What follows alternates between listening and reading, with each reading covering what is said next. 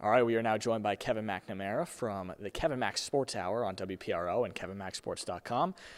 All right, K-Mac, Selection Sunday has come and gone, and the Friars did not make the cut. Your initial thoughts?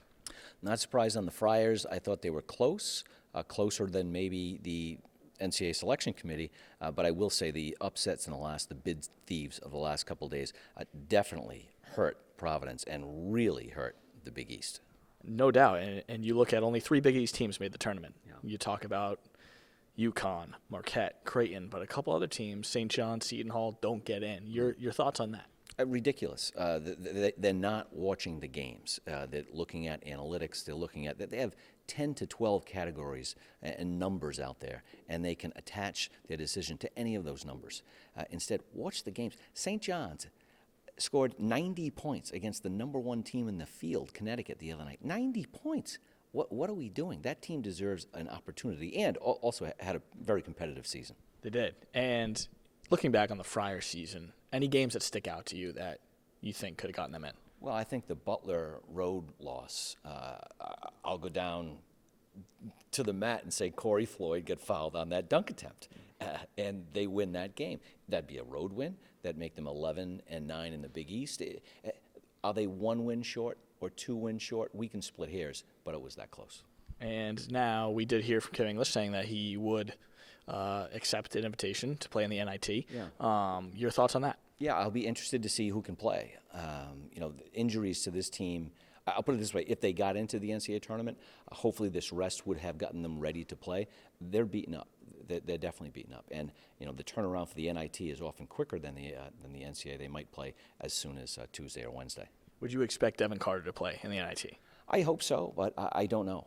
He was probably at the top of my list of the guys who have been beat up. Anyone who saw the Big East tournament in Madison Square Garden saw that he was playing, especially against Marquette. I don't know what percentage it was, but it was far from 100. All right, now let's look at the tournament as a whole picture.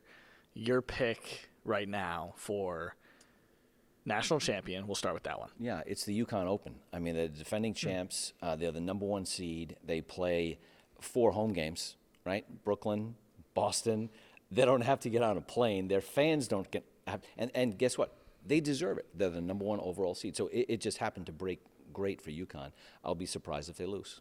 And who do you see as a very good team that could get upset? The number 1 team that comes to mind? Purdue. Right? Until Purdue wins, you can't believe in Purdue.